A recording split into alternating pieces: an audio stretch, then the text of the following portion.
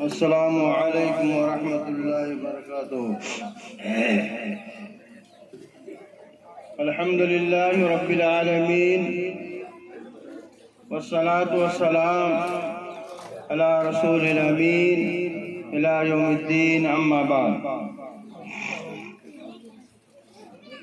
محترم سامعین کرام، گاؤں کے چیدہ لوگ اور اس وارڈ کے وارڈ ادھیکش بلرام صاحب اور دیگر حضرات اور عزیز بچہ اور بچیاں اور گاؤں کے ماں و بہن،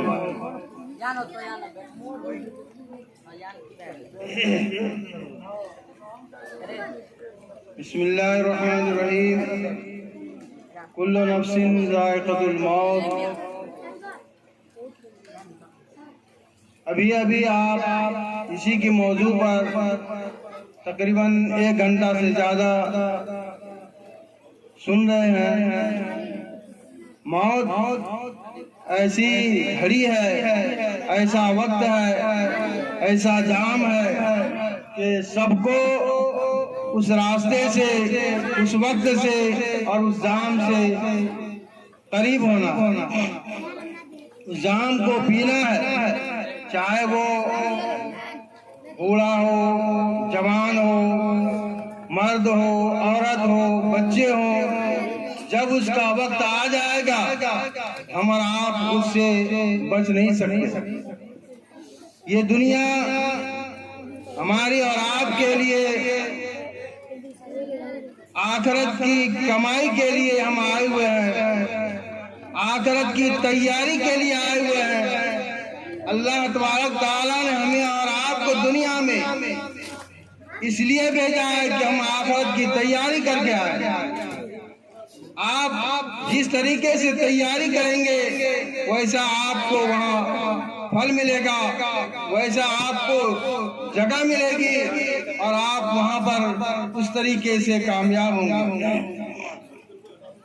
یہ دنیا ہمیشہ رہنے کی جگہ نہیں ہے، یہ دنیا فانی ہے، یہاں سے ہر شخص کو جانا پڑے گا، اور جو ہماری زندگی آخرت کی زندگی ملے گی وہ ہمیشہ ہمیش کی زندگی ہوگی۔ اور دنیا میں جتنے بھی انسان، حیوان یعنی جاندار جس کے پاس جان ہے، سب کو اس راستے سے گزر جانا پڑے گا۔ اسی کڑی میں مدرسے کے سابق سیکریٹری الحاج محمد عثمان صاحب جو دنیا سے گزر گئے، اب نہیں رہے دنیا میں، اسی کے سلسلے سے میں آپ کو چند باتیں عرض کرنا چاہتا ہوں۔ وہ یہ ہے کہ حاجی عثمان صاحب، ان کی پیدائش نرملی میں ہوئی ہے اور یہ نرملی کے رہنے والے تھے، اور وہاں سے نرملی سے تقریباً 1955 میں نیپال آئے، جس وقت یہ بیرج بن رہا تھا، بننے سے پہلے آئے تھے یہاں، اور ڈومان میں یہ رہنے لگے۔ اتفاق سے بیرج کا کام شروع ہوا اور ان لوگوں نے بیرج میں اپنا کام شروع کیا۔ کرتے کرتے بیرج جب تیار ہو گیا تو سرکار نے پھر وہاں سے نکال کر کے بھنڈا باری میں آپ کو بسیرا دیا۔ یہ آپ یہاں پر بسیرا لیے اور رہنے لگے۔ تقریباً 1974 میں آپ کو اللہ تبارک تعالیٰ نے سرکاری نوکری سے نوازا۔ آپ اس میں 90 روپے سے کام کر رہے ہیں۔ آپ کی بحالی 90 روپے میں ہوئی تھی، اور اس وقت 90 روپے بہت کئی ہزار روپے کا کام کر رہا تھا، اور اس وقت سے لے کر کے تقریباً 2012 میں آپ ریٹائر ہوئے اور 2012 میں آپ نے حج بھی کیا، اور یہ آپ کی زندگی مدرسے کے سلسلے سے جب مدرسہ 1988 میں قائم ہوا، اس وقت جناب محمد یونس صاحب مرحوم سیکریٹری میں تھے۔ کچھ دن چلانے کے بعد پھر لوگوں نے حضرت جناب حاجی عثمان صاحب کو سیکریٹری سے نوازا اور آپ مدرسے کو کام کرنے لگے۔ کرتے کرتے بہت سارا کام کیا آپ نے، اور مدرسے کے حق میں آپ نے دن رات فکر کیا۔ اس کے بعد پھر سیکریٹری کی چینجنگ آئی تو حاجی ادریس صاحب سیکریٹری بنے، پھر کچھ دن کے بعد چتارو صاحب سیکریٹری بنے، اس کے بعد آپ پھر 1998 سے آپ سیکریٹری کے عہدے پر فائز ہوئے، اور 2019 میں آپ اپنے راضی خوشی سے سیکریٹری سے راضی نما دیے، لیکن مدرسے سے راضی نما نہیں دیے۔ مدرسے کے حق میں ہمیشہ مثبت انداز میں آپ سوچتے رہے، مدرسے کو کیسے فائدہ پہنچے، مدرسے کا مدرسے کیسے آگے بڑھے، اس کی فکر میں آپ لگے رہے۔ آپ کی قربانی جو آپ نے سنا ہے کہ مدرسے کے لیے اپنی جان مال وقف کر دیا، اپنے آپ کو قربان کر دیا، آپ نے آپ کو نشاور کر دیا مدرسے کے لیے۔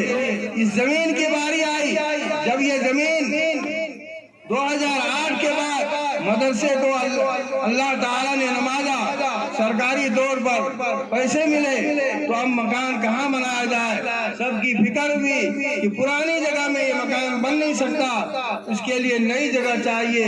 تو سبوں نے فکر کیا، آپس میں مشورہ کیا، اور لوگ باندھ سے ادھر آئے ہوئے تھے پھرتا، باڑھ کے بعد لوگوں کو اللہ تبارک تعالیٰ نے پیسے سے بھی نوازا تھا۔ لوگوں کے اندر ایک جوش اور ولولہ پیدا ہوا کہ یہ پیسہ واپس نہیں ہوگا، ہم لوگ زمین خریدیں گے، مکان مدرسہ بنائیں گے۔ سبوں نے طے کیا، وہاں پانی ٹنکی کے پاس 16 کٹھا 50,000 روپے کٹھا کے حساب سے بات چیت ہوئی، لیکن حاجی صاحب کو یہ بات دل کے اندر نہیں اتری کہ ہمارے بال بچے جو راجمارگ سے وہاں پہنچیں گے، کبھی نہ کبھی حالات خراب ہوگا، بچے نقصان ہوں گے، اس لیے مدرسہ دور ہو جا رہا ہے، بچے کو جانے کے لیے پریشانی ہوگی۔ تو انہوں نے یہ سوچ بنایا کہ اس جگہ کو لیا جائے، اور لوگوں میں بات رکھی تو کہا کہ اس کے لیے راستہ کہاں ہے، مدرسے میں ہم لوگ کیسے جائیں گے، یہ حسن انصاری کی زمین ہے، تو وہ مسلمان ہے دے گا، لیکن اللہ کو یہ بات ناگوار معلوم ہوئی، حسن انصاری کی زمین کو قبول نہیں کیا۔ بہت ہی کوشش منت سماجی کے ساتھ ہم لوگوں نے کئی مرتبہ اس کے گھر پر گئے، لیکن وہ دینے کے لیے تیار نہیں ہوئے۔ تو اللہ تبارک تعالیٰ نے پھر حاجی صاحب کو دل میں بات ڈالی کہ اے حاجی عثمان، کیا دیکھ رہے ہو، یہ مدرسہ بگڑ جائے گا، ختم ہو جائے گا، تم راستہ نہیں دو گے۔ تو اللہ تبارک تعالیٰ نے اس کے دل میں بات ڈالی، اپنا گھر اجاڑ کر کے سینہ چیر کر کے اس مدرسے کے لیے جگہ دیا، راستہ دیا۔